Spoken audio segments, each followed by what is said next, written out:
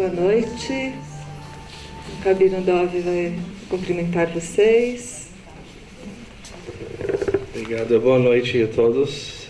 Estamos muito felizes de poder receber vocês para uma noite cultural e poder fazer essas palestras. Fizemos já alguns e vamos ter, se Deus quiser, muitos mais. Palestras sobre cultura. Cultura tudo. Violência depende da cultura, tudo depende da cultura. A cultura da pessoa que forma a pessoa. É tão importante promover a cultura e quero agradecer a todos que organizaram. Valéria, que está organizando essas palestras, vários, se Deus quiser, e a Ina e os outros. Muito obrigado por estar aqui. Estou ansioso para ver esta palestra especial. Boa noite. Boa noite.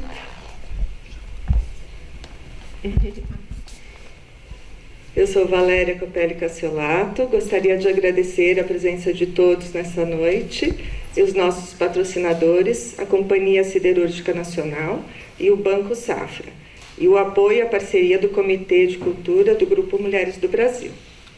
Nossos agradecimentos também para Gisela Eichenbaum, pintora, desenhista, nascida na Alemanha em 1920 e faleceu em 1996. Ela participou de diversas exposições e o seu filho, Ian, gentilmente cedeu a imagem que consta no nosso folheto de divulgação, que é uma obra da Gisela. Esse evento é uma realização do Centro Cultural e Biblioteca Doutora Cláudia Eppelmann, PRONAC 220407, é uma produção incentivo fiscal federal do Ministério da Cultura da Lei Rouanet. Nosso objetivo é criar e desenvolver eventos e atividades culturais que contribuam para a arte e cultura no Brasil. É com grande satisfação que, às vésperas do Dia Internacional da Mulher, podemos receber duas mulheres incríveis, Maria Luísa Tucci e a Dona Ruth Taranzanti. O Dia Internacional da Mulher, instituído pela ONU em 1975, é celebrado internacionalmente na data de 8 de março. Desta forma, estamos homenageando as mulheres pioneiras no mundo da arte contemporânea brasileira, em especial as pintoras e gravuristas que desembarcaram no Brasil como refugiados do narcisismo. Então vamos. Como adeptas das propostas vanguardistas europeias, promoveram no Brasil o abstracionismo, cubismo, expressionismo e dadaísmo, entre outros. Queria convidar a Maria Luísa Tucci para conversar aqui com a gente.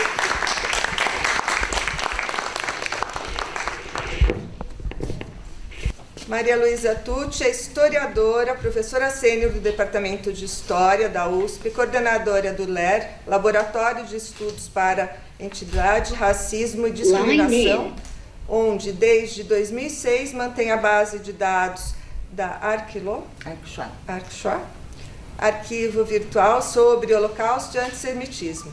Atualmente organiza a plataforma digital Travessias, Enciclopédia de Artes, Literatura e Ciências, o legado dos refugiados do nazifascismo no Brasil, de 1933 a 2021. Acho que pode desligar, José. Alguns livros que a Maria Luísa Tucci escreveu, tem 10 mitos sobre os judeus, cidadãos do mundo, Impressos Subversivos, Arte, Cultura e Política do Brasil, Diabos de Orem, e organizadora em colaboração com Raquel Mizari, da coleção Vozes do Holocausto, que são o testemunho de sobreviventes Inclusive, nós vamos sortear, ao final aqui da palestra, 4 exemplares do Vozes. Por favor, uma honra tê-la aqui. Muito obrigada. Obrigada. Bom, pessoal, boa noite. Vocês me escutam bem? Eu vou um pouco na emoção, então. Na emoção, porque estamos sem o microfone. Então, é um prazer estar aqui com vocês e, principalmente, tratando de um tema tão importante como esse, né? Além das mulheres, as mulheres artistas e, especialmente, mulheres, né? As mulheres que estão aqui são todas homenageadas e outras tantas espalhadas pelo mundo, vamos dizer assim, que desde o final do século XIX para o XX, lutaram muito para conquistar um lugar, né, e ter os seus nomes enquanto artistas, escritoras, cientistas, registrados e reconhecidos. E hoje é um dia especial, em primeiro lugar, porque eu anuncio para vocês um projeto que está em andamento na USP. Tenho aqui, inclusive, alguns dos pesquisadores que participam e amigos que participam desse projeto. E também anunciar para vocês, vamos dizer assim, como que esse legado dessas artistas, até então muitas desconhecidas ou que foram silenciadas pela força, né, de um patriarcado ou pela força dos homens, vamos dizer assim, já que estamos falando entre homens e mulheres aqui, e que durante muitos anos ficaram relegadas ou ao esquecimento ou tiveram os seus nomes ocultados, muitas vezes consideradas como subversivas, como a gente registrou em pesquisas junto ao DOPS durante muitos anos. Então, o que eu vou apresentar para vocês é um resumo, né, porque nós temos depois a nossa segunda homenageada e palestrante, a doutora Ruth Tarazansky, minha amiga muito pessoal e que eu admiro muito, e que hoje vai estar aqui simbolizando essas mulheres artistas de uma vanguarda muito importante que deixaram uma marca importantíssima para a cultura brasileira ou para as artes em geral. E é exatamente essa busca, não é, que nós vamos tentar hoje recuperar, a busca do legado e um reconhecimento que começa a partir de hoje, que é a primeira vez que eu estou falando publicamente sobre esse projeto, e como nós estamos pesquisando, digitalizando documentação para que dentro, pelo menos até o final de 2025, a gente consiga colocar numa plataforma digital cerca de 520 verbetes distribuídos entre cientistas, mulheres e homens, né? Cientistas, escritores e artistas. Essa imagem que eu estou colocando aqui é de Walter Levy, é uma imagem que passa a ser o símbolo do Travessias, que é o nome, então, dessa enciclopédia, e ali nós temos várias mulheres carregando uma pedra, não é? Que já simboliza as dificuldades que essas mulheres enfrentaram e, ao mesmo tempo, como que as suas histórias foram, durante muitos anos, trancadas, né? Daí o símbolo do cadeado, e também como que fica muito difícil, depois de muitos anos, depois de muito silêncio, quebrar esse silêncio, trazer até um público, e principalmente o público jovem, né, que nunca teve a oportunidade, como eu tive, de conversar com os sobreviventes do Holocausto ou com os refugiados, ou seja, aqueles que muitas vezes passaram por campos de concentração, por guetos, e que conseguiram, de uma forma ou de outra, encontrar uma rota de fuga e aí chegar até o Brasil. E é exatamente o que nós vamos fazer hoje. Nós vamos dar uma volta nessa chave, que é muito simbólica, e a partir dessa busca, sair exatamente traçando o caminho das nossas pesquisas para que vocês possam realmente conhecer muito pouco, né? Mas, devido ao nosso tempo também, um pouquinho sobre essas mulheres fantásticas, mulheres artistas. Então, a pedra que elas carregaram, aqui simbolicamente falando, ela representa, e eu apresento dessa forma, sobre o formato de uma travessia marcada por traumas, por dificuldades e por perdas, né? E a partir dessas razões, né, as razões que nos unem hoje, que é tornar público pela primeira vez um conjunto de mulheres fantásticas por suas obras, é que eu chamo a atenção para o desconhecimento, de uma forma geral, a não ser pessoas que são muito ligadas à temática, das traumáticas dificuldades de ordem material e pessoal enfrentadas pelas mulheres refugiadas, de uma forma geral, do nazifascismo. Eu uso essa expressão desde que eu defendi meu doutorado na USP, que é o antissemitismo na era Vargas. Por quê? Porque nós temos, nesse período, tantos fugitivos, refugiados, né, fugindo do nazismo alemão, basicamente, dos países ocupados, como também do fascismo italiano. Então, é um movimento, basicamente, um movimento contínuo, vamos dizer assim, e que tem o início, quer dizer, o meu corte aqui é a partir de 1933, com a ascensão de Hitler ao poder.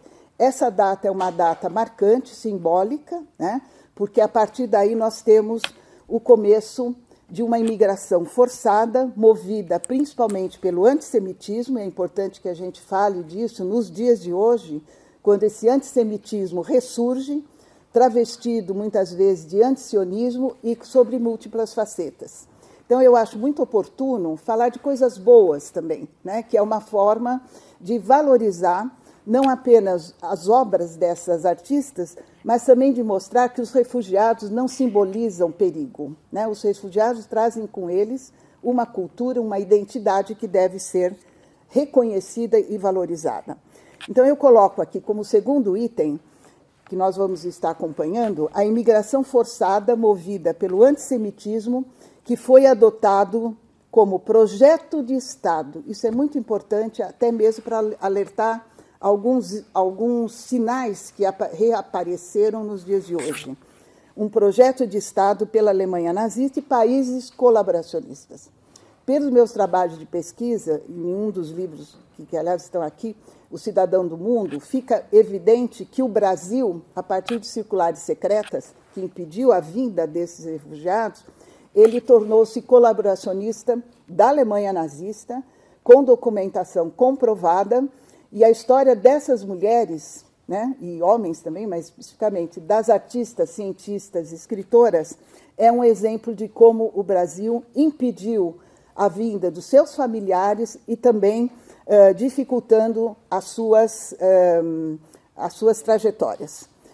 Outro item, temos que valorizar e reconhecer que essas mulheres artistas enfrentaram obstáculos e ainda hoje contam com a falta de reconhecimento institucional e até mesmo, eu digo, emocional por parte das representantes da cultura brasileira. Ao mesmo tempo, nós temos encontrado uma dispersão muito grande das obras dessas mulheres, que muitas vezes estão guardadas com seus familiares. Nós estamos em busca dessa documentação, que será, então, disponibilizada futuramente nessa plataforma digital, onde nós vamos tentar, o máximo possível, de dar visibilidade às carreiras e ao legado dessas mulheres. Então, pensando nessas mulheres invisíveis, algumas, né, é que eu chamo a atenção, por exemplo, para esse livro, fazendo as nossas buscas, onde essas mulheres foram citadas, onde as suas obras aparecem. Eu quero dar um exemplo.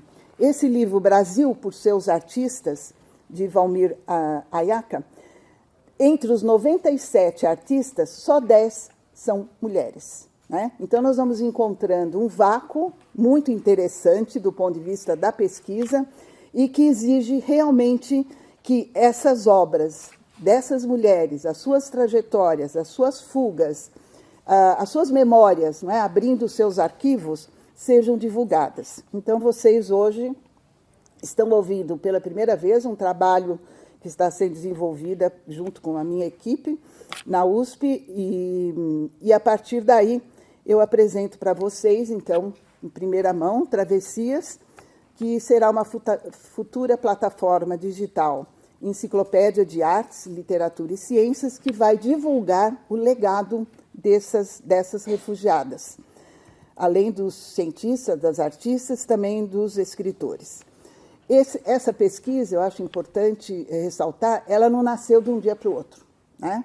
Eu venho entrevistando pessoas, artistas, cientistas, escritores, e a primeira vez que eu publiquei e apresentei publicamente foi através deste livro, um catálogo de uma grande exposição que ocupou o Centro Cultural São Paulo, onde, meses antes, 2 anos antes, vamos dizer assim, eu havia defendido a tese na USP, o antissemitismo era Vargas, e comecei a receber, após a publicação do livro, cartas de artistas, cientistas, escritores, dizendo: Maria Luísa, eu gostaria de contar a minha história, eu sou personagem dessa documentação que você cita. Em seguida não, anos depois, 1996, eu fiz a exposição já com os testemunhos dessas pessoas, dos personagens que me procuraram, e que hoje serão também verbetes dessa enciclopédia. Então, a busca se faz apoiada em pesquisa nos arquivos do Itamaraty, no material exposto a partir dos testemunhos colhidos logo em seguida, como uma repercussão, vamos dizer assim, do trabalho. E 2006, a partir do momento que eu criei o LEER, que é o Laboratório de Estudos sobre Etnicidade, Racismo e Discriminação, inclusive como discípula da professora Anita Novinsky, eu dediquei-me, então, a fazer os registros digitais em vídeo e áudio dos testemunhos. Nós gravamos 420 testemunhos que estão sendo publicados, e agradeço aqui a Ina, que nos incentivou e ajudou na publicação da coleção Vozes do Holocausto. E hoje nós vamos transformar, então, essas histórias em verbetes, além dos testemunhos, da enciclopédia Travessias. Então, o Travessias, as raízes dele, está exatamente nesse livro, que hoje é uma raridade, né? E onde, basicamente, eu lancei as primeiras sementinhas em busca desse legado. Esse legado, para mim, ele tem uma linha de tempo muito grande. Se a gente pudesse aqui jogar uma linha agora e dar uns nozinhos de vez em quando, esses nozinhos simbolizariam momentos de ruptura, né? O momento da, por exemplo, Noite dos Cristais seria um momento de ruptura, lançamento das primeiras leis antissemitas. Então, tudo isso tentando mostrar que os perigos de um Estado, né, que assume um projeto antissemita, com colaboração de parte da população, não só alemã, mas dos países ocupados, e é essa busca que nos leva à herança. A herança dá uma luz, vamos dizer assim, né? Ela ilumina o caminho dessas pessoas, e são esses registros que eu chamo, então, de marcas. Onde é que estão as marcas dessas mulheres artistas? Eu vou agora me referir às mulheres. Onde estão os seus sinais? Aí vocês vão pensar nas obras, nos catálogos. E onde eu acho os vestígios? Eu preciso das famílias, eu preciso dos arquivos, né, para conseguir lançar luz às suas histórias. Então, são repertórios coletivos. Por quê? Porque a história de uma mulher vai se conectar com a outra. Em algum momento, elas se encontraram no Brasil ou na Europa, estudaram juntas ou passaram pelas mesmas escolas. E são esses vestígios que eu estou buscando e que vão estar, então, nos verbetes. Experiências compartilhadas, exatamente isso. Quer dizer, à medida que eu colho os testemunhos, né, e hoje eu já ouvi alguma coisa aqui conversando com alguns de vocês, não, a minha mãe era amiga da Lizzie Forel, o outro, não, a minha mãe era amiga, ou esteve, né, na livraria Cosmos, por exemplo, né, que era um ponto de encontro muito importante. Para o grupo do Rio, por exemplo, o Morro de Santa Teresa era um ponto de encontro liderado pela portuguesa pintora famosa Maria Helena Vieira da Silva, e por ali passaram muitos desses artistas. Então, os espaços de trabalho, os ateliês, os vidrinhos, onde estão, né, as têmperas para pintura, as aquarelas, né, as visões de mundo. Eu estou sempre em busca, como é que ela olhava esse mundo? E eu descubro assim, não, mas ela era bióloga, então ela está atrás dos bichinhos, ela está atrás dos animais, a outra atrás das flores, né? E há também os estranhamentos. Os estranhamentos desembarcou no Brasil e ela ficou entusiasmada com as mangueiras, né? A outra teve um impacto, como uma Bahia Negra, como é que pode, né? A outra, um momento, macumba, carnaval. Então, são esses impactos, né, que vão acabar gerando, se tornando inspirações para as obras dessas artistas. Então, a minha pergunta é: quais foram as formas que essas mulheres encontraram nas suas obras para ordenar os seus olhares, para ordenar as suas emoções? Então, nós percebemos, quando vemos e analisamos todas as histórias que nós estamos pesquisando, que, basicamente, ou elas vieram da Polônia ou da Alemanha, né? Vocês vão ver aqui pelos símbolos das suásticas, né? Nem todos estão aí, mas eu começo a localizar os pontos de fuga. Como que ela saiu da Alemanha, vai para Londres, de Londres vai para Paris, que era um ponto de atração fascinante, né? Cidade Luz, com quem que ela estudou, chega no Brasil, vai aprender gravura com Axel Leskochev. Bom, então esse mapa, para mim, ele é uma cartografia do Holocausto, porque no momento que eles fogem, eles deixam os seus familiares, né? Desde avós, primos, tios, amigos, colegas, que não conseguem, isso é importante porque a gente vai checando, os vistos para a entrada no Brasil, ou nos Estados Unidos, ou em outras cidades.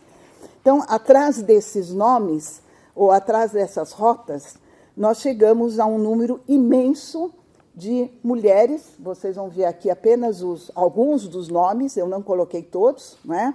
Mas que eu vou passar rapidamente por algumas de suas obras. Agnes Strauss, Alice Brio, Eva Lieblich, Lori Jakubowicz, Gisele Ashba, aproveito para agradecer a família, Lizzie Forel, cujo neto está aqui, muito obrigada, Leandro, pela presença. Bom, todos os nomes serão futuramente os verbetes, né, que são hoje, eu tenho a impressão que chegam já a 50 nomes de mulheres artistas e que precisam ser divulgados, né? Com isso, o que nós temos? Mulheres. Mulheres arrojadas, mulheres rebeldes e mulheres pioneiras na arte e na cultura brasileira. A partir dessa relação que vocês estão vendo, eu fiz para vocês aqui um mosaico, não é, com esses primeiros nomes. Eu não vou agora citar, mas só para vocês terem uma ideia, a composição que nós estamos chegando desse mosaico de artistas, que é lindíssimo, né? É um mosaico realmente de identidades que marcaram as artes brasileiras. Cada olhar desse rendeu uma atividade no mundo e é esse legado que nós estamos em busca. São mulheres invisíveis, algumas, outras pouco conhecidas e outras muito conhecidas, né, que já têm a sua marca. Uma artista que eu tive o prazer de entrevistar, a maioria delas eu conheci pessoalmente, entrevistei e fazem parte também da enciclopédia, né? Eu vou passar agora rápido, porque nós não temos esse tempo para dar detalhes da vida, mas a Hannah Brandt, ela me pregou uma surpresa, vamos dizer assim. Estivemos no ateliê dela, filmamos com a equipe, atendidos pela filha, e recentemente, quando eu produzi o livro sobre o legado da Benay Brit, rememorando os 90 anos da Benay Brit, foi lançado no final desse ano, e consultando a revista Herança Judaica, e aqui eu faço a minha homenagem à Vera, cadê? Vera, está aqui, Vera, filha da Kate Windmiller, e que na Herança Judaica eu comecei a descobrir coisas que eu não sabia com desenhos fantásticos da Hannah Brandt. Uma delas foram as ilustrações que ela fez para uma reedição do Pirkei Avot, A Ética dos Pais, onde essas gravuras aparecem e foram publicadas pela editora Benay Brit, e aqui vocês vão ver algumas, e são impactantes, né? A cada verbete ou a cada gravura inspirada em temas bíblicos que ela foi buscar, ela esteve no Oriente, ela esteve em Jerusalém, Então, nós vamos encontrando o seu olhar dedicado a essas imagens, símbolos, enquanto artista judia. Então, a vivência, nesse momento, se expressa de um modo assim muito particular, que vocês vão ver agora nas suas obras, né? Então, muitas vezes, vocês têm pássaros, peixes, homens, símbolos, né? E que mostra muito bem, expressa essa maneira muito simbólica e muito delicada de Hannah Brandt mostrar como que ela percebia o real a partir da própria religião judaica e, outro lado, o seu sonhar com a paz. Em algumas das suas imagens, como essa que vocês vão ver, por exemplo, há uma paz no azul, há uma paz, né, nesses peixes que estão nos pássaros. Então, há uma conversação, a partir dessa xilogravura, com o figurativo, né? E a partir do momento que ela vai partindo para o abstrato. Ela teve um papel muitíssimo importante enquanto fundadora do Clube de Gravuras de São Paulo, foi aluna de Lívia Abramo e Maria Bononi. Então, eu convido, se vocês tiverem oportunidade, busquem no Google, na internet, as obras de Hannah Brandt, que são realmente assim o nosso olhar, né, para as obras dela, que produziram realmente hoje para a gente, enquanto legado, uma paz muito interior, né, olhando, como vocês estão vendo aqui, para este símbolo dos peixes que se cruzam, não é? Não dá para interpretar, mas basicamente esse colorido se repete com esses grifos que ela vai fazendo, como vocês podem observar. Uma outra pintora que eu entrevistei um pouco antes dela completar 100 anos foi Gerda Brentani. Gerda Brentani, vocês vão conhecer o lado do marido, tenho certeza, porque ele fundou a fábrica Arno no Brasil. E a Gerda, quando me recebi, foi uma alegria. Então, para mim, esse mundo da Gerda Brentani, não para mim, mas a partir de uma exposição muito importante que teve, ela foi a graça do século XX. As suas obras, né, e é muito importante que as crianças tenham contato com as obras de Gerda Brentani, como este leão, né, ou esse tigre que está aqui, o tigre, aliás, chama tigre a obra. E então ela faz sapos, aranhas, papagaios, né, que é a forma que ela encontrou exatamente de anunciar para nós, né, e deixou um legado muito importante nessa alegria, né, que ela encontrou de retratar a natureza, a fauna brasileira e também as cidades, né? Eu vou passar algumas das imagens, não vou fazer comentários, mas vocês logo vão, até tem aqui na entrada um desses catálogos que já são raridades, essa graça, né? A melancia com mosquito, por exemplo, depois ela faz uma coleção sobre Dom Quixote, sempre mostrando os pássaros e com basicamente uma técnica muito interessante, mista sobre papel. E uma outra sugestão que eu faço no conjunto das mulheres são esses olhares sobre a cidade. Daria uma exposição fantástica, né, reunindo só as obras sobre a cidade de São Paulo, né? E a Gerda faz, em vários momentos, né, como a Alice Bril também vai fazer, sobre a cidade de São Paulo. E aí nós vamos encontrando aquela figura eu vou falar gueto aqui entre aspas, quer dizer, os nichos, né, como a Alice Bril, numa entrevista, comentou comigo. Eu falei, mas Alice, por que você faz essas janelinhas sempre com as pessoas dentro, uma pessoa? Ela falou, porque é como eu me sinto presa, né? E aqui a alegria faz um contraponto muito interessante, então, a alegria da Gerda Brentani com a Alice Bril, que vocês estão vendo, que além de uma grande fotógrafa, eu acho que isso é, vamos dizer, tema só para uma outra aula, as mulheres fotógrafas, que, aliás, o Museu Judaico fez uma exposição, né, sobre as mulheres fotógrafas. O professor Boris Kossai é que está coordenando todas as mulheres fotógrafas para Travessias. Nós já temos, não só mulheres, mas um total de 29 grandes fotógrafos, também com alguns desconhecidos. Aqui hoje, na nossa reunião, a Eva está ganhando, quer dizer, as mulheres é que estão em pauta, não é? Então, a Alice Bril vem da Alemanha.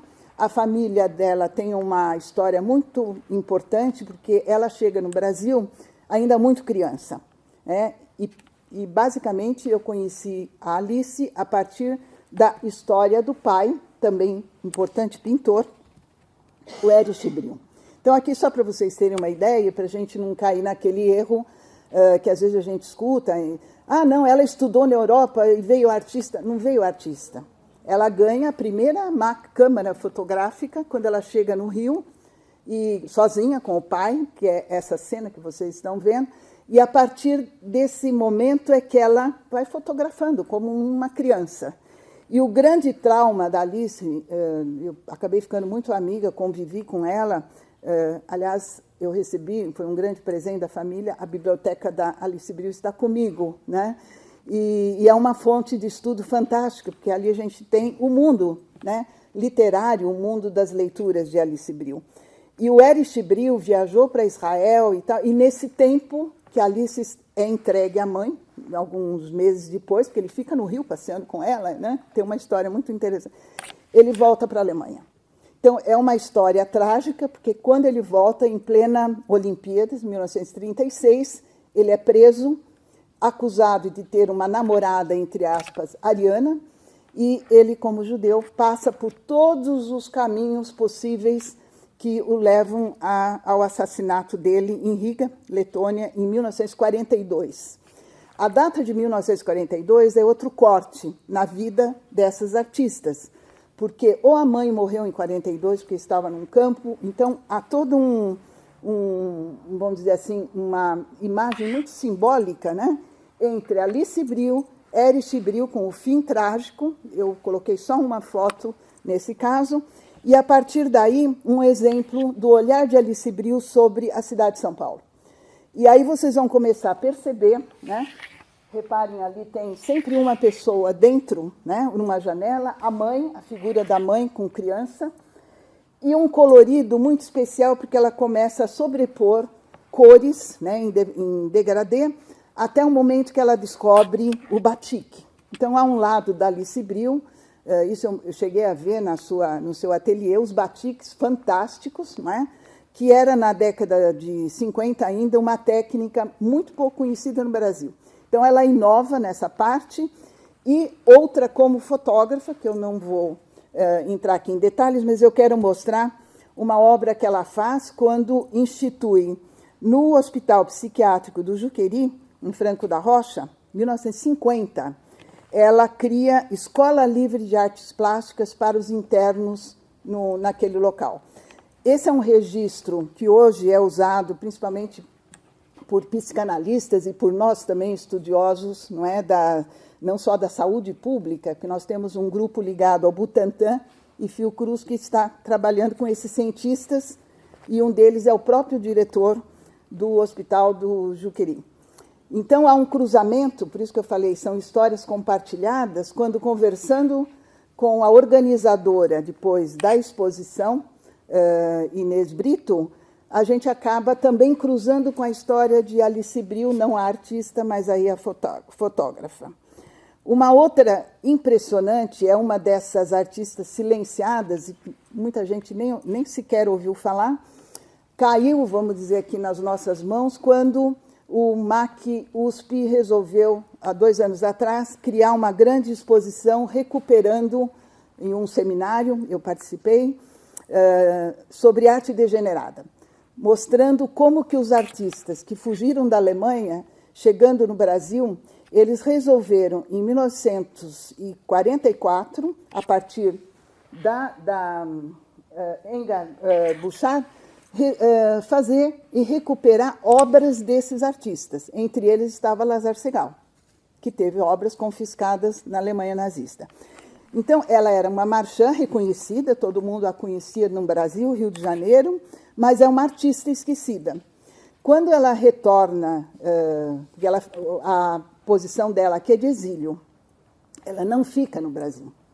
Então, acompanhando a vida dela, nós vamos começar a perceber que ela, na rota de fuga, quando ela vem para o Brasil, tem como ponto principal Londres, onde ela, rodeada desses artistas perseguidos pelos nazistas, ela organiza uma das primeiras exposições com esses artistas perseguidos na Alemanha, que naquele momento era muito perigoso, porque as pessoas começavam a ficar rotuladas. E essa reação à exposição, exatamente organizada por ela, vai reunir, né, os artistas considerados degenerados, entre os quais vai estar Lazar Segal, e passa o Lazar a ser o ponto de conexão com o Brasil. E ela vem realmente depois dessa grande exposição, que reuniu 270 obras de artes proibidas na Alemanha, veja como ela era muito arrojada, e colecionadores, ela foi recolhendo na Europa e fez uma exposição impactante com obras proibidas, e vejam a data, 1938, né, quando a perseguição aos judeus na Alemanha, e principalmente os artistas, estava no auge. Ela fica muito doente, nesse período de 39 a 40 ela vai para a Itália, e 40 a 44 ela vem para o Brasil. É o período que ela fica, e só volta em 47, já casada no Cairo, e aí dizem, para quem olha as obras, que esse foi o fim dessa tristeza que aparece nas obras e do exílio. Então, ela passa a fazer esse tipo de pintura que vocês estão vendo, sempre com arabescos e ligados à cultura egípcia, e é fascinante. Então, fica o convite para vocês procurarem alguma coisa sobre elas. A Gisela Eichbaum, que nos emprestou essa fantástica obra que está a família, né, nos emprestou para o nosso folder de convite. Oi. Um prazer, viu? Muito obrigada mesmo. E para nós a obra dela foi muito simbólica, principalmente pelas figuras das mulheres, né? E no livro que traz a vida dela, vocês vão encontrar figuras fantásticas. Também alemã, pintora, né? E vocês vão ter a oportunidade depois de encontrar o livro que traz sobre as palavras dela, né? E aí eu, fazendo essa apresentação, eu percebi que eu tinha o diário dela, que é raridade, né? E o diário não é um diário de palavras, como está no livro, não, é um diário de cores, né? Que eu vou apresentar para vocês. A nossa busca está sempre num documento que mostra uma marca da perseguição. Então, nesse caso aqui, vocês têm um documento que proibiu a mãe, Leni Bruch, que é o nome de solteira de Gisele, quando ela pede a associação da Câmara de Música do Reich alemão para ser uma associada, e é proibida, né? Ela é proibida, então isso há um corte na carreira que impõe medo à família, e em seguida a família foge e vem para o Brasil. Com isso, nós temos um exemplo claro da aplicação da legislação antissemita a uma família, né? Quando alguns perdem cargos como juízes, outros cargos como pintores, são proibidos de estudarem, né? E aí vocês têm uma escalada não só do ódio, mas que vai culminar no genocídio. Eu vou rapidamente passar agora para vocês algumas... Isso aqui é uma página do diário, fiquei muito emocionada quando ela escreve: esse diário nasceu do prazer de escrever em cores. E é isso que ela faz. No caderno de aquarelas, que ela publica em 42, esse título, aliás, é emocionante, é Farta da Vida. Então, a gente começa a perceber, né, pelos personagens, pelas cores, a sensação do exílio, da perda, não é? E dos traumas. Aqui o passaporte, quando ela vem para o Brasil, a figura muito interessante, muito bonita da Gisele, Olga Fanny Gisele Bruch, que é sobrenome de solteira. E aqui uma outra imagem de desespero, 1944, é muito expressivo pelo momento da chegada dela ao Brasil e aí o momento que ela começa a estudar arte, e a figura das mulheres, que muito me emocionou e foi uma das escolhas onde o olhar sobre o Brasil, né, dessas mulheres é muito importante. Aqui a saída da fábrica, oferendas, né, e sempre essa figura longínqua, né, assim, das mulheres, e aqui a família e a cidade. E, a partir dessa ligação, dessas cores, né, eu passo para uma outra grande pintora, Lise Forel, está aqui o neto da Lise, eu fiquei muito emocionada quando ele entrou aqui hoje. E a Lise, para mim, é o símbolo não só da artista em fuga, porque ela já tinha uma certa formação quando veio para a Europa, mas a minha emoção foi de estar com ela nesse ateliê, gravar a entrevista, recolher imagens, né? E quando ela faleceu, em 2017, eu tinha estado, eu acho que alguns meses antes, na sua casa. Então, eu agradeço muito a família aqui presente, fico muito emocionada. E o impacto dela exatamente é sobre aquele estranhamento, né? O carnaval, como vocês estão vendo, aqui a figura de uma mulher grávida, a pobreza, quer dizer, as obras de Lise Forel são impactantes pela denúncia que ela faz da situação brasileira. Ao mesmo tempo, né, os desenhos que ela faz de um cotidiano de uma cidade sempre em meio a um caos, como vocês estão vendo, né? Eu ganhei da Lise Forel, inclusive, uma gravura dessa, muito, muito bonita. E esse casario que Alice Bril também, eu mostrei para vocês, nós vamos encontrar não só na denúncia das cidades, das favelas, mas essa aqui eu já usei várias vezes em jornadas para educadores, quando, muitos anos depois, ela recupera das suas memórias e das histórias de família um gueto, né? Então, as cores que ela usa depois vão ser também recuperadas através desses personagens, mas o que é interessante é que muitos anos depois, né? Então, essa imagem, ela basicamente vai sendo completada por outras, sempre contrapondo carnaval, macumba, e de repente entra uma imagem de caos, de denúncia, aqui greve, né? Vocês estão vendo, as pessoas, os trabalhadores quase que afogados, vamos dizer, né? E, ao mesmo tempo, a figura do carnaval, né? Com o rei, e assim vai indo, eu não vou nem dar muitos detalhes. A partir da figura ou da história, da personagem, como nós falamos, de Lise Forel, que eu espero que, Leandro, a gente vai digitalizar esse acervo, não é? Para disponibilizar para futuras pesquisas e, quem sabe, uma exposição no centenário, não é? do nascimento de Lise. E aqui uma novidade, vamos dizer assim. Novidade que eu digo porque o surgimento, não é, dessa artista para nós, pesquisadores, foi uma descoberta. E ainda mais quando, recentemente, uma das nossas pesquisadoras localizou a família, que mora em Sousa, perto de Campinas, e cuja obra está justamente sob a guarda de uma galeria, e ali nós temos um mundo, vamos dizer assim, lembranças, não é, fantásticas, de uma mulher não judia, mas que tem uma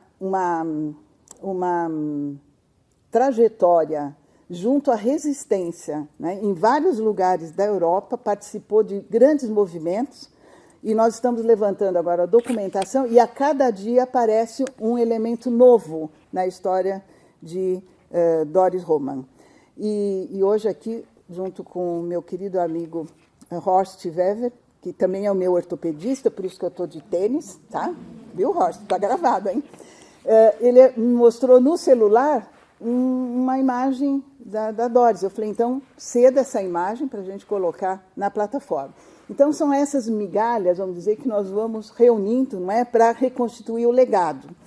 E o legado de Roman, ela passa por uma realidade, né, que nos leva às suas inovações como expressionista e, ao mesmo tempo, surrealista, mas muito preocupada com a condição humana. A figura humana faz parte da sua obra, não é? Então, aqui vocês têm, em 1964, Cruzeiro Internacional, vão prestando atenção nas figuras. Aqui, a morte de Botas, não é? E essa que é um símbolo muito interessante, sem título, porque nós começamos a descobrir que ela ilustrou muitos livros. E aí abriu uma outra porta. Essas mulheres, muitas, ilustraram livros brasileiros, que merecem uma exposição só para isso, né? Acredito que a Biblioteca Mindlin deve ter muitos dessas coleções, e é um momento em que no Brasil vai ser criado um clube de colecionistas bibliófilos. Então, essas mulheres, que é um filão, é uma novidade, isso aqui dá uma tese, inclusive, porque muitas eram formadas na Europa, mas outras começaram seus estudos aqui no Brasil, com grandes e importantes gravuristas, né? Então, vocês têm, na figura da Doris Roman, um exemplo da mulher ilustradora de livros, e fica aqui vamos dizer, um exemplo, não é, de um legado, porque muitas crianças estudaram nesses livros e muitos colecionistas ou colecionadores têm as suas obras, não é, como um símbolo muito forte, não é, dessa artista que eu acredito que não teve tanto reconhecimento no Brasil como ela teve na Europa. Aqui, Anne-Lore, ou Lore Jakubowicz, né, famosa pelos pássaros, que são basicamente um dos vestígios, não é, da sua forma de pensar esse mundo, sempre muito azul, e também vinda da Alemanha, né, como pintora. Aqui, muito forte na sua obra, a força da existência, a existência do homem, que vocês veem relacionados com as raízes dessas árvores, né? E nós encontramos, vamos dizer, algumas marcas, né, que é o simbolismo da solidão, da opressão, da liberdade e, ao mesmo tempo, o desvendamento da alma, que é o que ela buscava mostrar nas suas obras de arte. Aqui, a Lore Koch, que também, para mim, foi uma descoberta, porque eu estudei para um livro da história da CIP, a história dos seus pais, o Ernest Koch, que era o editor de uma importante, de uma casa editorial, né, Usten, na Alemanha, e que foi confiscada e ocupada pelos nazistas, né? Então, quando eu liguei a história da mãe Adelaide Koch e Ernest, eu falei, gente, eu estudei os dois, super importante, uma psicanalista, outro dono de uma casa editorial, vieram para o Brasil, perseguidos, e a filha torna-se, então, uma grande cenógrafa na TV Tupi, escultora, pintora e também secretária, trabalhando em editoras, né? E as suas obras, como vocês não precisam nem explicar, elas são chapadas, né? É o contato, né, com o objeto e com as suas cores. E essa aqui eu gosto muito, Lágrimas e Flores Azuis. Quem conhece Lágrimas de Cristo, né, a flor? E no começo eu mostrava para alguns alunos, tipo assim, são lágrimas, cadê as lágrimas? Não, lágrimas são as flores. Então, esse olhar é muito interessante e, a partir daí, os impactos que essas artistas vão tendo com a natureza brasileira, não só com a cidade, mas também com o mar, com as montanhas e com a fauna. Um item que eu sempre busco nos vestígios são, nos seus ateliês, as amostragens, as palhetas, os seus pincéis, não é? E isso me emociona muito porque esses vidrinhos lembram muito os vidrinhos do meu pai, que era farmacêutico. E eu cresci brincando com esses vidrinhos, né? Porque, e alguns deles tinham aquele símbolo da caveira, veneno, né? Então meu pai dizia, esse não pode mexer. Então eu aprendi muito, com 5, 6 anos, a arrumar esses vidrinhos com diferentes cores, só que aqui é um exemplo muito simbólico, não só das minhas memórias, mas também da Lore Koch. A outra, eu vou passar agora mais rápido, Mira Landau, também essa da Holanda, não é? Aqui, Eva Liebsch, que eu tive o prazer de conhecer na casa de Anita, uma grande casa de Anita Novinsky, uma grande pintora, escultora também, cuja história também resgatamos e gravamos.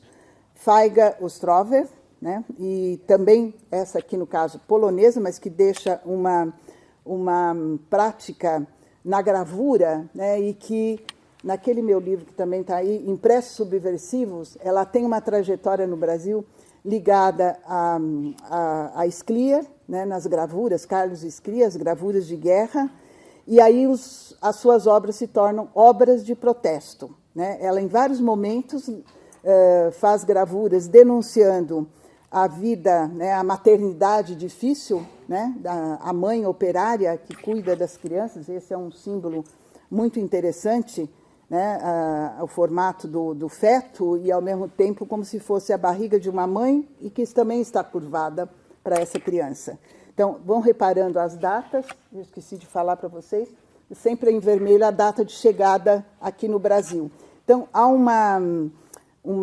vamos dizer assim, um movimento, não é? Quando acontece alguma coisa no país de origem, a ocupação alemã, começa a fuga. E, em seguida, às vezes por acaso, eles acabam vindo para cá, eles em geral. Algumas obras, essas outras xilogravura, né, de Feiga, denunciando a vida das mulheres lavadeiras, tem as mulheres passadeiras, mulheres camponesas, e é essa análise que eu faço, porque muitas delas foram fichadas no DOPS, né, como subversivas, e depois ela passa dessa fase da gravura para uma fase da pintura abstrata, simbolizada por cores. Hoje a gente reconhece as suas obras só no olhar, quando você tem a xilogravura ao lado de uma pintura abstrata, né, com esses lances que nós estamos vendo aqui. Também a Feiga, a Gert Sarouet, não sei se tem alguém da família, eu convidei, nós também entrevistamos a Gert, que está viva, uma outra também a ser homenageada. Ag Strauss, com as suas flores, né, muito simbólicas, marcantes, também entrevistamos, temos um depoimento, um testemunho dela fantástico. Eu estou escrevendo agora o verbete da Maria Helena Vieira da Silva, que fica durante anos no Brasil exilada. Então, há uma diferença de coração, né? Aquele que vem para ficar e aquele que está olhando para a Europa e quer voltar. Ela, em vários momentos, tentou suicídio, porque ela entra em depressão violenta, e desenhista, gravadora, e ela era uma espécie de líder no Morro de Santa Teresa, né? Então, quando o MAC fez esse evento sobre arte degenerada, eu apresentei as histórias e consegui reunir o círculo dos refugiados no Morro de Santa Teresa. As casas onde eles moravam, os pontos de encontro, quem fazia as molduras, que era um japonês, aliás, meio fora de lugar, mas que também havia fugido do Japão, né? E depois, onde que eles, descendo o morro, iam para o centro, para as livrarias, né? E ali passamos a estudar uma livraria de uma outra mulher, que eu espero falar sobre as escritoras, que é Susan Bach. Né, ela foge, grávida, vai para um campo de concentração na França, é resgatada por um grupo Gorgen, que nós também publicamos, né, e está num dos volumes. E ela, o olhar dela, durante todo o tempo que ela fica no Rio de Janeiro, além das macumbas, e que eu já falei, carnaval e tal, ela sempre faz uma obra ligada com as bibliotecas, em fogo, o incêndio, mas sempre a Europa. Então, mostra, além da depressão, esse desespero dela de querer voltar, e volta, e depois na França, com as Parisiennes, que o marido... Eles acabam criando em Paris, que era o grande centro mesmo, que eles tinham lá, um grande ateliê, um outro ponto de encontro. Das mulheres ilustradoras, eu chamo aqui a atenção de Etan Wagner Schindrovich, que ilustrou livros, principalmente livros de lendas no Brasil. É uma outra descoberta, vamos dizer assim, eu não vou entrar em detalhes, mas que mostra como ela e o marido vão se tornar, assim, símbolos de uma produção artística, como ele escritor e ela ilustradora de livros. A Matilde Maia foi uma das que nos escreveu, digo assim, para mim e para o Boris, que é fotógrafo, convidando para que nós visitássemos o grupo dos refugiados de Rolândia. Então, isso é que deu origem àquela exposição do Brasil Refúgio nos Trópicos, onde Matilde Maia nos recebeu na sua casa em Rolândia e ficamos sabendo, a partir do testemunho, vejo como é importante, que ela havia escrito esse livro, Jardins da Minha Vida, durante as fugas. Então, cada lugar ela levava a sementinha, fazia um jardim, escrevia parte do livro. Mudando, ela ia Londres, Itália, todo lugar ela deixou um jardim.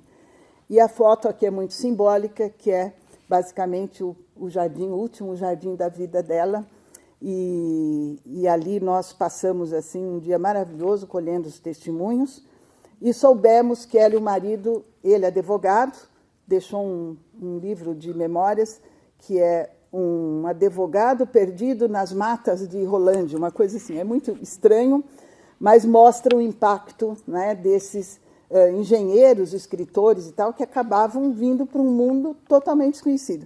E para eles, Rolândia, naquele momento, era um fim de mundo, né? Bom, então, recuperamos a história de Matilde, que salvou, no fundo dos escritórios do marido, ela emitia vistos, coisa de filme, né? Vistos, cadernetas, passaportes falsos, com os carimbos e tal, lembrando um pouco a história da Aracy, né, Guimarães Rosa, e era uma história que nós só ficamos sabendo a partir desse encontro. E agora eu passo para a nossa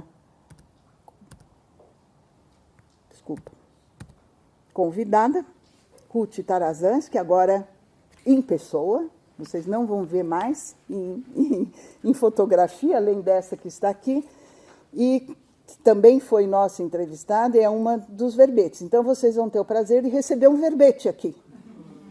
Ruth, muito obrigada. A Ruth representa hoje todas essas mulheres, não é?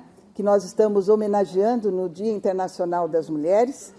E fico sempre emocionada quando eu encontro a Ruth, porque conhecendo as memórias, as histórias e as gravuras de Ruth, eu vejo que nós sim estamos num caminho certo, que é resgatar essas histórias e tornar público. Então eu quero dividir com vocês, compartilhar a minha experiência, né, de ter aqui em vida, né, uma importante artista e que eu tenho assim grande admiração.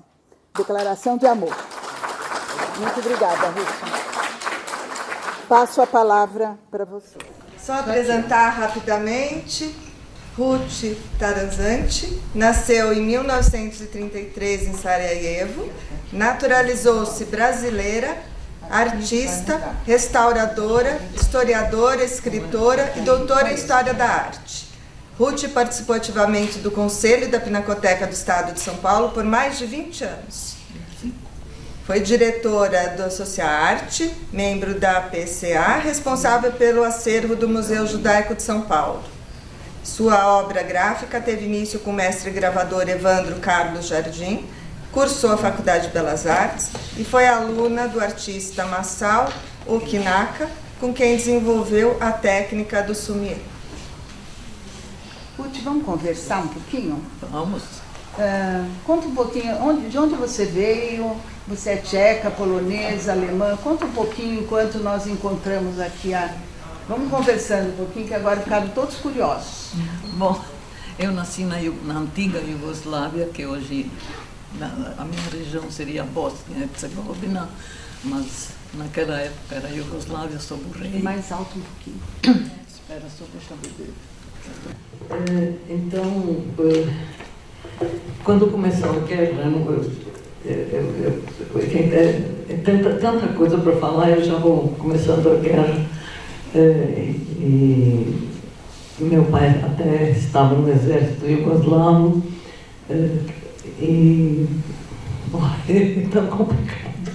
Estava no exército iugoslavo quando ainda tínhamos um rei, e lá na cidade, porque eu nasci em Sarajevo, mas nós morávamos numa cidade pequena, Bugojno, começou um grande antissemitismo. Meu avô foi pego, foi torturado, porque ele era um comerciante e estava muito bem de vida. Aí torturaram ele, não vou dizer tudo o que eles fizeram, mas então quando meu pai conseguiu fugir lá do exército, ele viu que a situação estava terrível, fugimos para Sarajevo, na casa dos meus avós. Meu pai viu que a situação estava piorando todo dia, então ele foi para Split, que é uma cidade da costa da Iugoslávia, italianos Banato, e ele nos mandou documentos falsos, primeiro para mim, para minha mãe e minha irmã, depois veio o resto da família toda. quando eu comecei a fazer gravura, eu fazia cenas de paisagem, uma série de temáticas. De repente me veio vontade, eu comecei a traduzir em gravuras as minhas lembranças. E eu fiz inúmeras gravuras, tudo aquilo que aconteceu para nós durante a guerra. Então, quando nós subimos, por exemplo, no navio, não sei se você tem aí. Bom, essa aqui é quando estávamos indo para o Brasil, então minha mãe estava com medo que o navio afundasse, então para a família ter nossa lembrança, então tiramos essa foto. Eu sou do meio, meu pai, minha irmã, minha mãe. Agora põe aquela, já que você pôs aquela. Isso quando eu era pequenininha, essa direita, minha tia, minha mãe, uma prima. Isso em Sarajevo, para ver alguma coisa. Agora isso aqui, quando meu avô foi torturado, eles lhe arrancaram as unhas das mãos e dos pés, então eu soube, através de uma amiga minha, que era muçulmana, ela disse, vamos ver onde está teu avô. E nós duas fomos até a prisão e tinha uma janelinha e nós duas ficamos olhando através da janelinha e aqui eu pus esse alicate para mostrar, porque eu não consegui de outro jeito. Isso foi uma coisa que a vida inteira nós sempre ficávamos comentando, porque a minha família teve uma coisa, nós sempre falávamos dessas coisas. Em geral, ninguém conta, todo mundo fica de boca fechada, não gosta de lembrar. E meu pai não, meu pai sempre falava e eu sempre perguntava, então eu sei todas as coisas, o que eu lembro e o que me contaram. Então isso aqui, eu não sabia como mostrar o pavor, eu tinha 7 anos aqui. Então, eu pus esse alicate. Esse aqui é quando nós estamos em Split. Os italianos juntaram todos os homens no cinema e falaram que no dia seguinte nós íamos embarcar nesse navio e que cada família podia levar uma mala. Por sinal que a minha mala está lá no Museu Judaico. E meu pai... E eu tinha uma maletinha pequena de Vimy, que essa eu deixei, a única coisa que eu não doei para o museu, essa minha maletinha, onde estava a minha bonequinha e algumas roupinhas desse tamanho. E eu sempre fiquei impressionada com essa subida, porque todo mundo foi subindo assim como vocês estão vendo aí. E minha mãe colocou a mão assim atrás, ela pensou que era eu, e ela pegou a mão de um menininho que não sei quem era, e eu fiquei por trás. Então, por isso que eu coloquei todo mundo subindo no navio, e eu atrás, e eu subi depois. Então, essa sensação de largamento da família subindo e eu ficando para trás é uma coisa que ficou sempre na minha memória.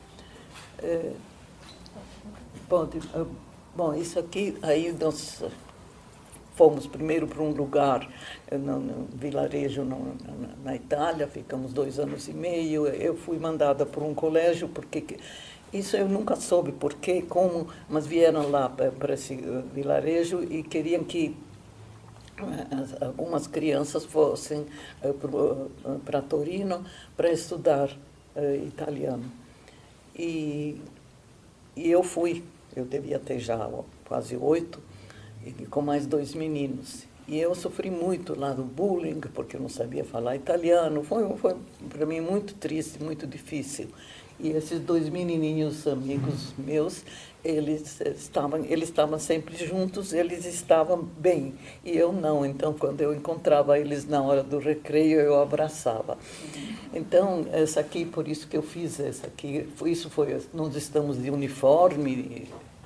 Essa aqui, para mim, foi uma época muito, muito difícil, sozinha, sem os pais, sem ninguém. Você tinha rotina? Aqui eu devia ter os 7,5, 8.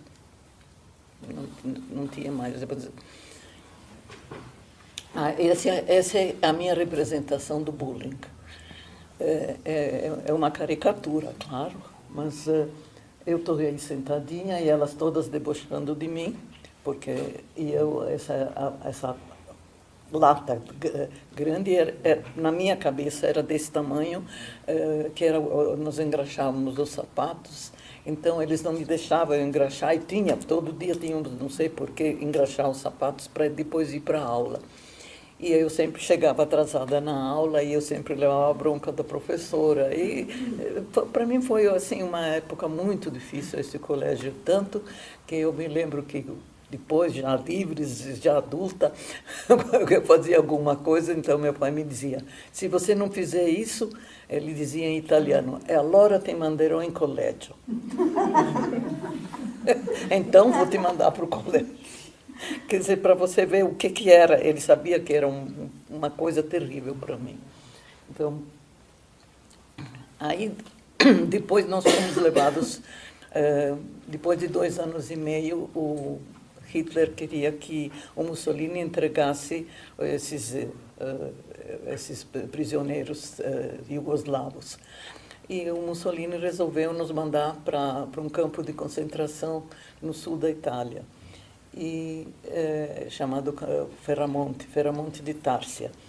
E ficamos, um campo, num lugar horrível, com malária, que todo mundo ficou doente com malária, e comida péssima, homens num tipo de barraca, mulheres outra. Foi uma época muito difícil. De repente passaram uns aviões, achamos que devem ter sido ingleses, e eles viram esse campo, acharam que era de alemães, e começaram a nos metralhar. Aí os italianos viram que nós íamos morrer todos, então abriram as portas atrás, e nós fugimos para as montanhas, todo mundo fugiu. E ficamos nas montanhas, aí até não tinha onde ficar, tinha uns camponeses e não tinha onde dormir. Aí uns camponeses nos deixaram dormir com as vacas. Eu me lembro da sensação de estar encostada numa vaca dormindo e a vaca não fez nada. Então, para você ver como tem certas coisas que ficam, eu sinto a vaca. E no fim acabamos voltando, vimos que não voltava mais os soldados, os ingleses. Quer dizer, calcula-se que eram os ingleses. E nós voltamos para o campo e ficamos mais ou menos como vou dizer, sei, mais 7, 8 meses. E acho que esse friozinho que me...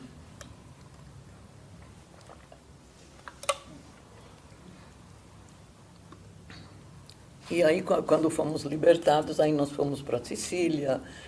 Meu pai fez amizade já estava o exército americano, tinha um médico, Captain Stone, que ficou amigo do meu pai, ele já nos ajudou muito. Então, meu pai, eles queriam que meu pai trabalhasse para acabar com a malária lá da Sicília também. Meu pai disse, mas eu sou clínico geral, sou ginecologista, como que eu vou... Eu não sei nada de malária. Disse, vai fazer o curso. E ele foi na faculdade, fez o curso. Olha, já desde criança, eu devo ter esse sentido de guardar. Eu tenho o diplominha que ele recebeu, que ele fez o curso na Sicília. Eu tenho todos os documentos, impressionante. Desde pequena, eu guardava as coisas. Qual cidade que ele fez o curso? Na Sicília? Como? Onde foi a cidade? Foi Palermo. Palermo. E ficamos pouco, depois Roma foi livre, aí ficamos em Roma, aí meu pai abriu o laboratório, que esse amigo médico, a mãe mandava dos Estados Unidos vitamina B1 e outras coisas, e ele fazia comprimidos que os americanos lhe davam leite em pó. Não, era um leite duro, mas meu pai misturava com... Não sei como que era, só sei que, como em Roma não tinha nada de remédio, Então, eles davam graças a Deus que era isso que meu pai que estava produzindo, porque a Itália tinha remédios somente no norte, da região do norte, de Milão e por aí. Em Roma não se faziam remédios, então essas poucas coisas que meu pai conseguia, ele conseguia vender e nós estávamos muito bem. Aí nós tivemos que vir para o Brasil porque a Itália estava brigando com a Iugoslávia por causa de Trieste. As duas queriam Trieste. E então, como nós éramos iugoslavos, eles queriam que nós fôssemos embora. A história é que nós não éramos iugoslavos, nós já éramos apátridas, porque nós fomos, porque o Marechal Tito tinha dito que todo mundo que durante a guerra tinha fugido da Iugoslávia tinha que voltar. Quem não voltasse ia perder a cidadania. Então, eu cresci até os 19 anos como apátrida. Eu morria de vergonha, porque quando eu dizia, o que você é? Dizer apátrida, para mim, era uma vergonha. Como eu vinha da Itália e sabia falar italiano, então quem me salvava era meu português no começo bem italianado, então eles achavam que eu era italiana e eu deixava pensar. Mas era uma coisa triste para uma menina, para uma mocinha. O que é isso? Não existe uma coisa que é apátrida. Bom, graças a Deus, hoje eu sou brasileira, tenho filhos, netos brasileiros, tudo bem. Tem mais dois slides. Esse aqui é quando o campo de concentração foi liberado. Então, bom, esse aqui mostra aí os bancos que nós tínhamos. Olha, nesse ponto, vou dizer uma coisa, judeu gosta de estudar, de que os filhos estudem. Isso é uma coisa que eu sempre reparei.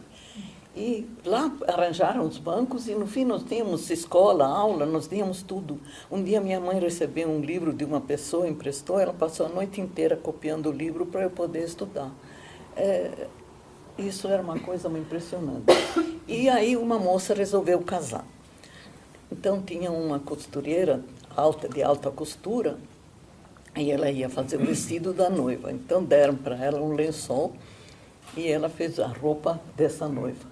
E o noivo não tinha roupa nenhuma, então tinha lá um calor louco, emprestaram para ele esse casaco grosso, e ele vestiu esse casaco e outro arranjou o chapéu, porque éramos 2.500 pessoas lá no campo. Tá vendo aqui uma menininha atrás? Uhum. Essa aqui sou eu, porque justamente estava um jornalista inglês e ele foi fotografando todos os recantos do campo de concentração de Ferramonte e eu estava lá. Tanto que se vocês entrarem lá na RAI, tem um filme disso tudo e tem eu aí andando. Foi uma coisa, eu fiquei impressionada quando eu me vi. O que eu quero dizer, por que essas gravuras? Então, bom, eu sempre gostei de arte, eu tenho que dizer que quando eu estava com meu pai, todo sábado em Roma, íamos nos museus, íamos nas igrejas importantes, íamos ver o Moisés de Michelangelo, em suma, a Vila Borghese, tudo. Então, eu cresci com essa cultura pelo amor pelas artes. Então, para mim, foi normal sempre. E, nesse ponto, meu pai sempre fazia questão, mesmo aqui. Eu me lembro, um dia, um livro saiu. Ele leu no jornal que tinha um quadro de retirantes do Portinari. E não é que eu fui da cidade, naquela época o MASP não era aqui, era na 7 de abril, estava fechada, e aí veio um senhor, ele disse, o que você quer? Disse, eu vim ver o quadro, ainda falava bem italianado. Aí ele disse, eu te acendo a luz para você ver. Era o Bardi. O Bardi me fez isso, para você ver como sempre foi isso aqui. Depois eu conheci ele em outras ocasiões, mas isso foi assim, de pequeno. Porque eu cheguei com 13 anos, 1947. Então, sempre... Eu comecei a estudar medicina, depois larguei no segundo ano, então... Isso são outros fatos, mas sempre tive cursos, aprendi todas as técnicas. Então, para mim, mexer com arte foi uma coisa importante na vida inteira.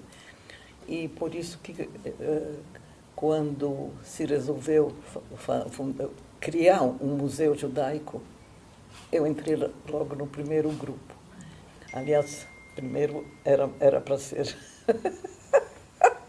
Pode convidar a você. Mas eu depois fiquei... a tocha para você continuou.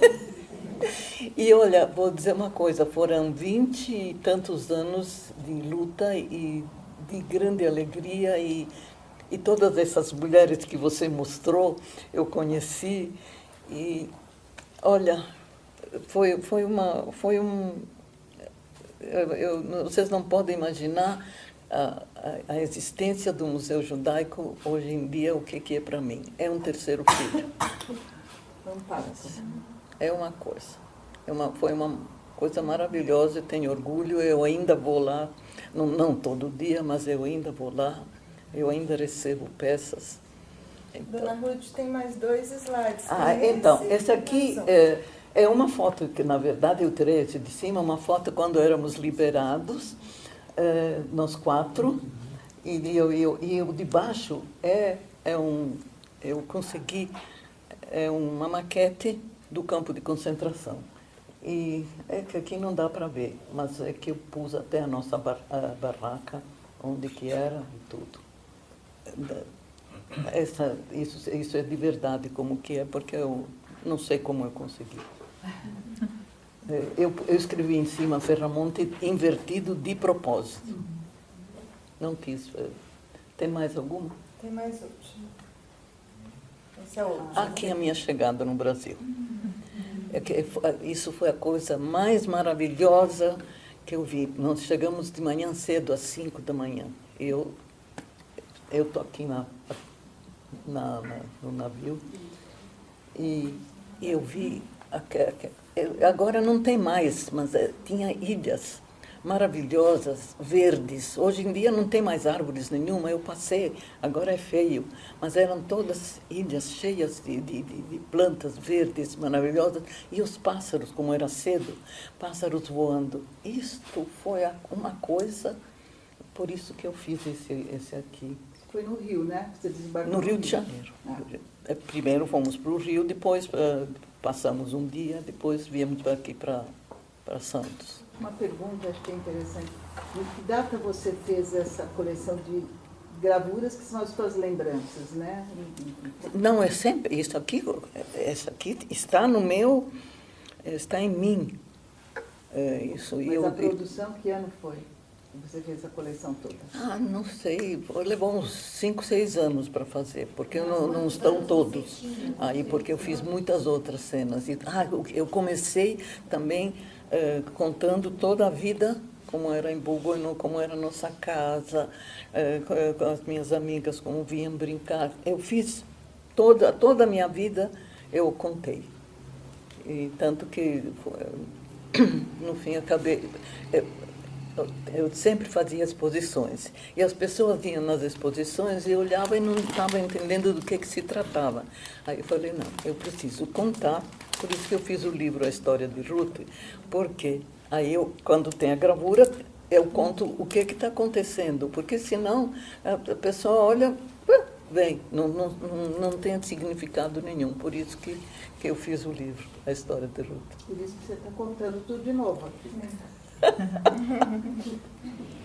como é que chama o livro, Ruth? Assim, o pessoal... A história de Ruth. História de Ruth. É lindíssimo, com todas essas gravuras e fantástico. Fantástico. Muito obrigada, Ruth. Obrigada para você.